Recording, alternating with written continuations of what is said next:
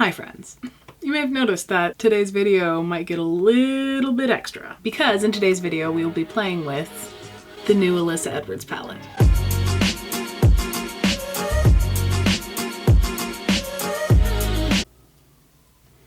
I cannot believe that for once on this channel I'm going to be relevant. Here it is, guys, in the flesh. Oh, we're just gonna play today. You know, I've been putting this off for like a week. I literally bought this at midnight the day it launched and I haven't even cracked into it. I haven't swatched anything yet, so we're just gonna get right into it. Let's just pull up Sephora, read the little blurb together. So this palette retails for $59, which I believe is a little bit more than the average ABH palette. A regular ABH palette would be $55, so it's not like a whole lot of difference, but yeah, it is slightly more expensive. So the details on this palette say, this limited edition palette features Alyssa's must-have shadows and pressed pigments for gorgeous looks. It's free of parabens, phthalates, it's cruelty-free, gluten-free. It doesn't say it's vegan. Sephora is donating $1 from the sale of this product to support LGBTQ organizations. The fund is managed by the Tides Foundation. sephorastands.com/giving. So let's go to that website to get a little bit more information on what exactly they're donating to. For every collection sold in June, $1 will be donated to nonprofit partners that were chosen for their reach and impact in providing a range of services to the LGBTQ communities across the US and are partners with us to provide our bold beauty classes for confidence. The Ali Forney Center, the Callan Lord Community Health Center, the Queen Culture Initiative, the LGBT Center of Cleveland, the LGBT Center of Orange County, the Persad Center, the St. Louis Gender Foundation, Stand with Trans, Tiffany Club of New England, Trans Social Inc., Triad House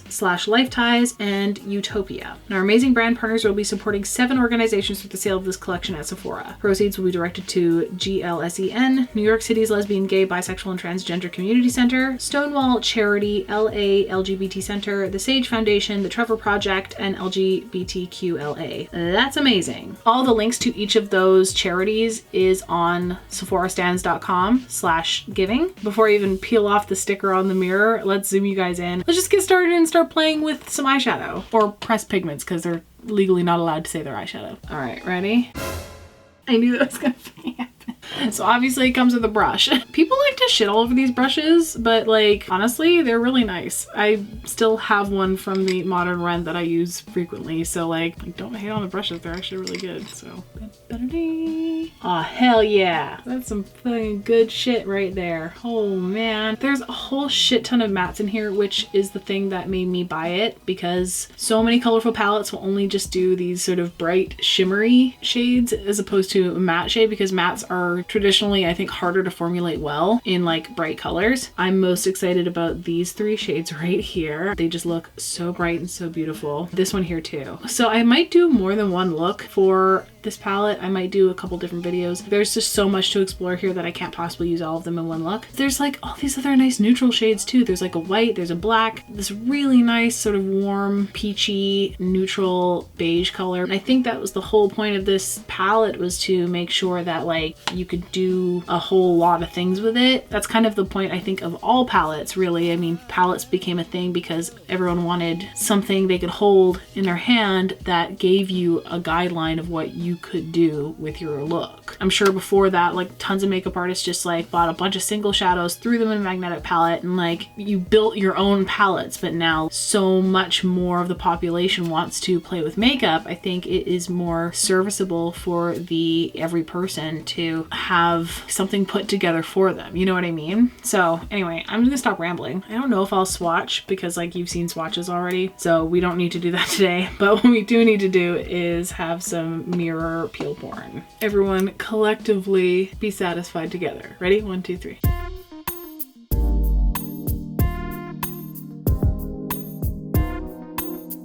Oh, this palette does kind of intimidate me a little bit. Everyone who's been turning looks out with this palette have just been absolutely phenomenal. So that's the other thing that's been kind of like making me put this off, is because I just don't think that I have the capacity to like turn it out like everyone else. But I feel like if I just let that go and just be like, you know what, let's just have fun today and let's just play around, because I mean, this is just a playground for makeup lovers. It's just like a fucking playground. So I just blow dried my hair today. I had lunch with a friend. I got a pedicure. I feel cute. So like, let's just do this. As you can see, my eyebrows are already on and carved out. We're gonna gonna do eyes first today because we don't know what the fallout situation is gonna be like. We're just gonna play it safe today and start by priming the eyelids. Get a nice even coating of primer onto the lid. So I have this idea that I want this look to be very like dreamy and soft. I don't want it to be harsh. So there's no cut creases today, folks. We're just gonna blend, blend, blend until the cows come home. I think I'm just gonna go right into it with Texas Made, which is that bright, bright fuchsia pink shade. I think I'm just gonna use my M514 the whole time today because I keep running into problems with all my other blending brushes. So we're gonna dip into Texas Made and start mapping out a shape. But yeah, we're gonna stamp it in. I think we're gonna do a halo eye today, so we're gonna actually bring it onto the inner corner as well. I'm really just pressing it in as opposed to swiping around just yet.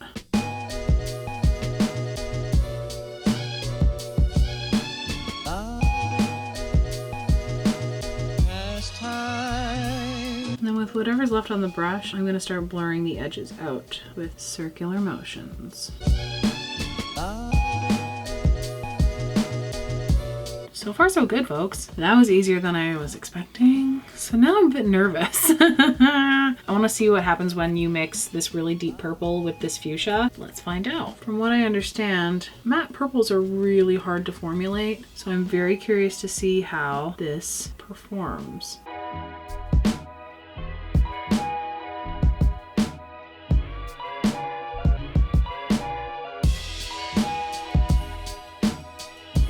I'm trying to go really slow because I don't want to mess this up by putting too much down because you can't go back.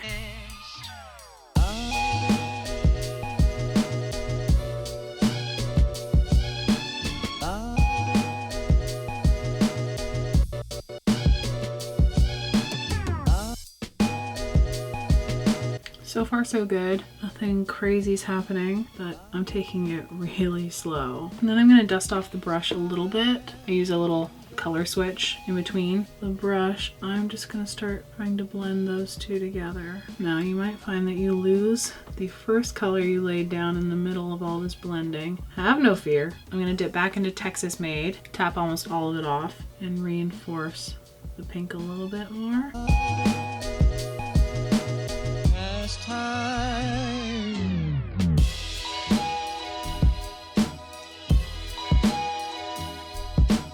I'm actually going to take the little brush that it comes with and I'm going to pack a little bit more purple into the like very inner. Yeah, wow, that makes a huge difference using a different brush like that. You must remember this. Yeah, wow, wow, wee, wow.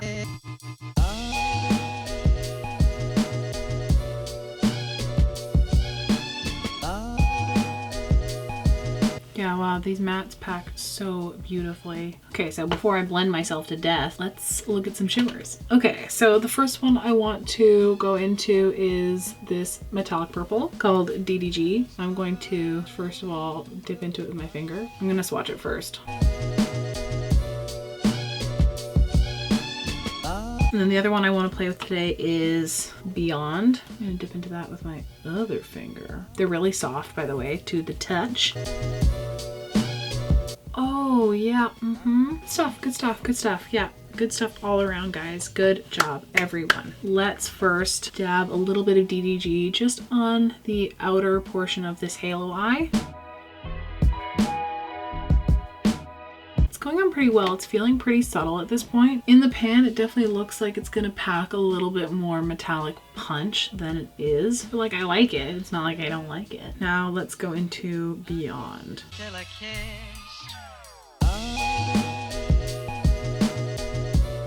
Oh, and when they blend together, it creates like, oh.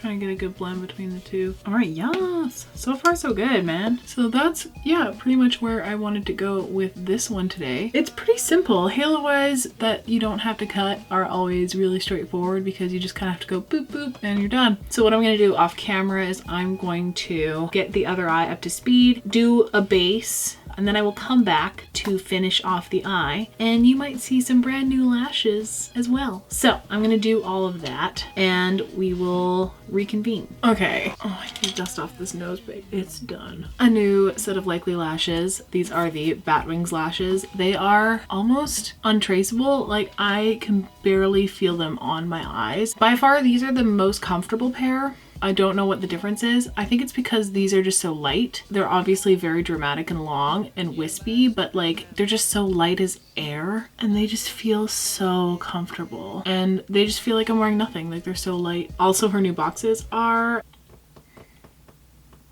so good. Let's have some fun. Let's finish up the eye. Let's do the lower lash line. Let's put on 5,000 pounds of blush and do a lip and then we'll be done. I'm going to definitely smoke out the lower lash line with just like, I'm going to use a ton of Texas Made to start off with and just pack it. Smoke this right out.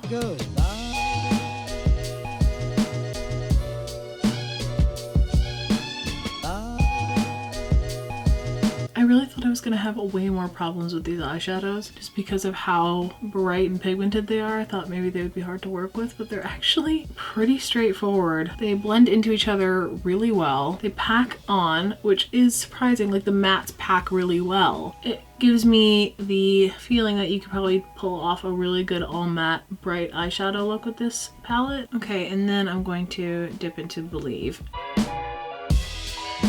Without blush, I feel like I look a little bit vampiric. Not a bad thing, but I do want some blush. All my blushes are so boring, guys. I don't have any like neons or really bright pinks. I think this will be fine. This is Flower Beauty. I'm gonna use the shade Wild Rose. Bring it onto the temple a little bit too, just cause. Also, hi, if you're new here, welcome to my channel. I really like blush now that that's out of the way. I still wish it were brighter. This could be a mistake, but I think what I want to do is take a blendy brush, like a smallish one, but like not too small, pop into Texas Made and just bump that a tiny bit.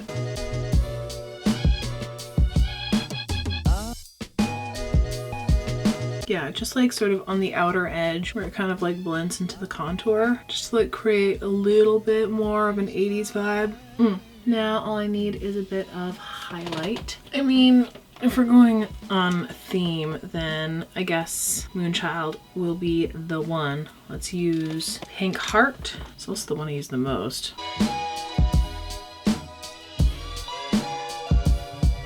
You must remember this. I think I'm gonna leave the brow bone just because I really like the blend up there and I kind of don't want to fuck with it too much. For my second highlight, because there's always a second highlight, let's dip into Mascara just to bump it even further. Okay, now that I am drowning in highlighter, I picked up something that I hope will match, and this is the NYX Powder Puff Lippy in the shade Teenage Dream. I think it's gonna be a pretty good match. I've never used the Powder Puff Lippy before, so I'm interested to see what the texture is like. I also don't know how it's gonna come out. Oh no, that's gross. Okay, let's try this. I don't know what I was expecting texture wise, but it's like really, well, powdery, but a liquid. It's weird. I think what I want to do is blur out the line a bit. A little brush. That's fun. It's very Barbie. It's very not me. Let's just use this purple MAC liquid lip to ombre it out a bit. I just feel like this look needs a little extra something. And I mean, I have these to play with, so why not use them? I think I'm just gonna go in with this like purple pink glitter.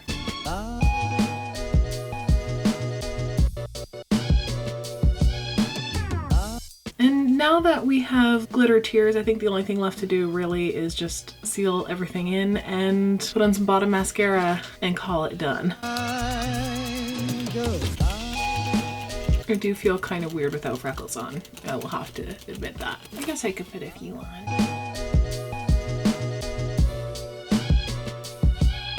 I believe it's safe to say that this is now finally the look complete.